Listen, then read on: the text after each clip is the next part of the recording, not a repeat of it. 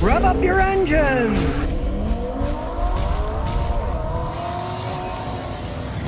Okay, here's a Ford Explorer. Guy bought it used with 100,000 miles. This is a relatively good one. Was made in the United States. It's got a #1 VIN. How popular are these things? Well, Ford sold over 8 million of them, so they'll tell you they're popular. Now, luckily, this is a guy who likes to do his own work. Here's the work that he's done. A lot of work. He's done it all himself, except for the ABS brake module. He had to pay a mechanic to do it and reprogram. That cost him $1,000. So it keeps him busy. He's like me. He wants to be doing something. So he got the right vehicle if he wants to do something. Now he's maintained it right. He's done all the fluids and everything. Done it good. And he said the pistons work, so he says it's not going to hit me in the head, so if it hits me in the head, this is proof.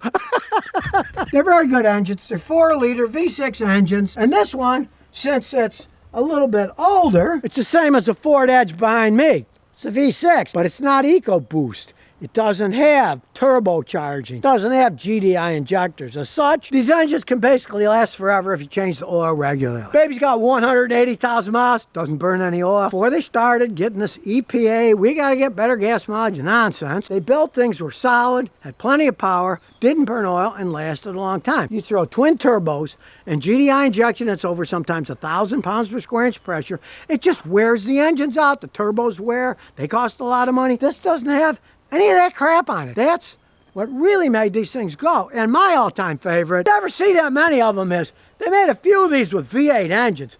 And man, they were screamers. Now they get a lot worse gas mileage with that big old V8 engine, but you can pull more. So if you really wanted a powerhouse, you get a V8. Like I say, they're pretty hard to find though. Almost all of them have these 6s, and they got plenty of power in them. And Ford has improved their AC from decades ago. His AC still works perfectly fine. You know, it's got 180,000 miles. These are the epitome of the Explorers. When they started to go to that EcoBoost stuff, they're not going to last as long. Yeah, they got more power, they get a little bit better gas mileage. They're not going to hold up like these. When they're 20, 30 years old, you're not going to see too many of those EcoBoosts still going down the road, unless people spend a small fortune. He maintains this thing, and he does it himself, other than the ABS system that the modulator went back, because you got to reprogram, and you got to have a computer like I have to bleed the air out of them. It's a pain in the butt, and that cost him $1,000. But everything else, he's done himself. Brakes, fluids, and it is an all-wheel drive system, so he's taking care of it right. The wheel wells aren't rotted out. And the undercarriage is in good shape. Hey, look at that, solid, no rust, no anything. Bought it in Florida. A lot of people on the East Coast, man, they got on a foot and they buy cars. There's even people that do it for a living. As long as you find a car that wasn't driven by a beach bum. Because if he's driving it on that salt water, let me tell you, back in Texas, the people that lived on the water at Galveston, it ate their Fords up like no tomorrow. But in Houston, if you just drove and parked on the street and walked to the beach, your car's not going to rust.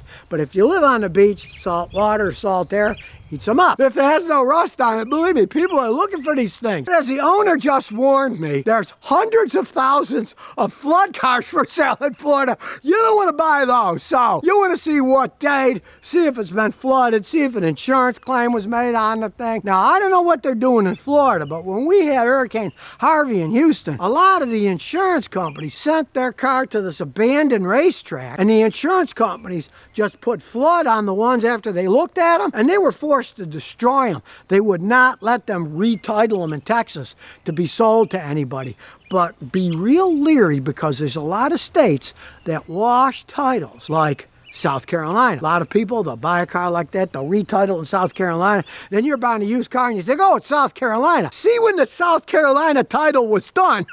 Because if it was done after the flood, it could be a Florida flood car, and you're buying it even though it says South Carolina. No, he hasn't had any problem with the all-wheel drive system, and of course, since it's in Florida, unless he's planning on going in the swamps, you really don't need all-wheel drive. So Ford certainly did something right, selling 8 million of these things. It's got the cloth seats, which hold up better, and it is an SUV, so you got a lot of space in one of these things. Big enough trunk, and then even more when you fold them down. And that's why the Edge is seen as a compact vehicle and not an SUV, because you can see the back's quite a bit smaller, although it's larger than they used to be. Come with a big auto scanner, it just plugs in. Now this is black on black. You can't see it, but I figured out where it was. This is older, it has a key.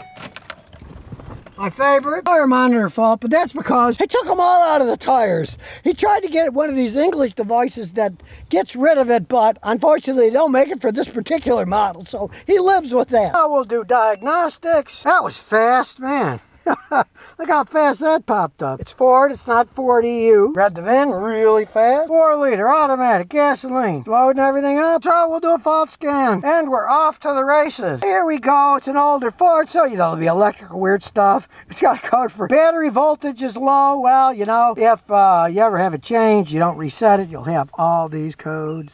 Look at this. The ignition was switched on without any key code being read. Well, I don't care about that. Less than 2 transmitters programmed. Tire sensor fault. Well, he knew that. Well, it's lying to us because there's one here and there's an old one in the armrest, so that is crazy. But everything else you can see, there's no problems at all. So for those crazy ones, we'll just erase them. You want to erase these because it thinks that the transmitters aren't programmed right, and the tire sensor fault is permanent because there's no sensors in the tires anymore, and it knows that. So what we're going to do is go to the powertrain control module. We're going to start it up, and we're going to look at live data. There she blows, live data. See, it's going to get a lot of live data because it's taking a while just to communicate to the live data. We'll start checking through this live data.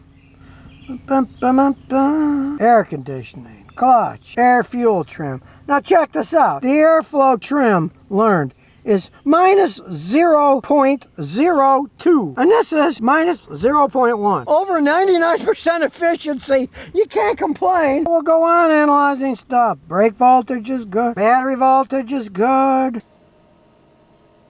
The transmission data is good. Even shows you the evap system. No engine misfires. Only in the E's. There's a lot more to go here. Shows you the fuel rail pressure. And this is a Ford, so the modern one show you the percentage that's being used. Presently it's 22.79%. So we go on, we're in the H's now.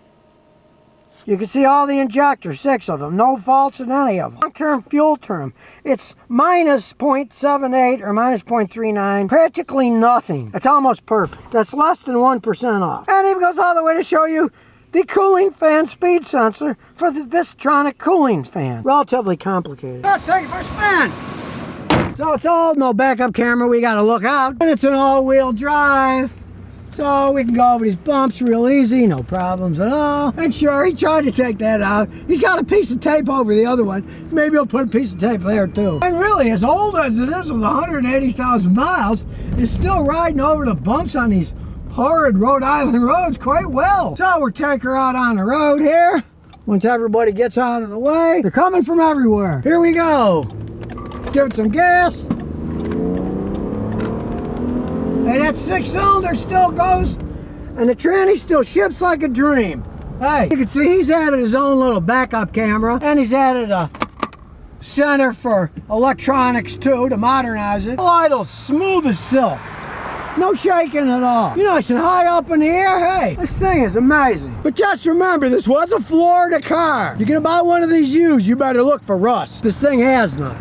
If it was a northern car, I can guarantee you, the undercarriage would be all rotted away and the fenders would have holes in them. Now, the only downside is really the gas mileage. But, on the other hand, he drove it here 80 miles an hour and he got 22.6 miles a gallon. For something this big, it's all-wheel drive. So, that's not bad. That's real gas mileage at 80 miles an hour. That's not some fantasy EPA rating. It is the real rating. For example, I had a brand new Lexus I was trying out a few years ago. It was rated at 35 miles a gallon. I drove it from San Antonio, Texas to Houston, 80 miles an hour, and it got about 24 miles a gallon. It was rated at 35, but it only got 24, and this is real, so it's not all that bad. The way it's held up, less technology, doesn't have all the complex turbos, all of that stuff on it. You can find one of these Florida babies that isn't rusted out. Hey, my advice is snap it up, even if you really don't want one. You could always sell it on to somebody else and make a profit, or keep it as a second car to go wherever you want to go.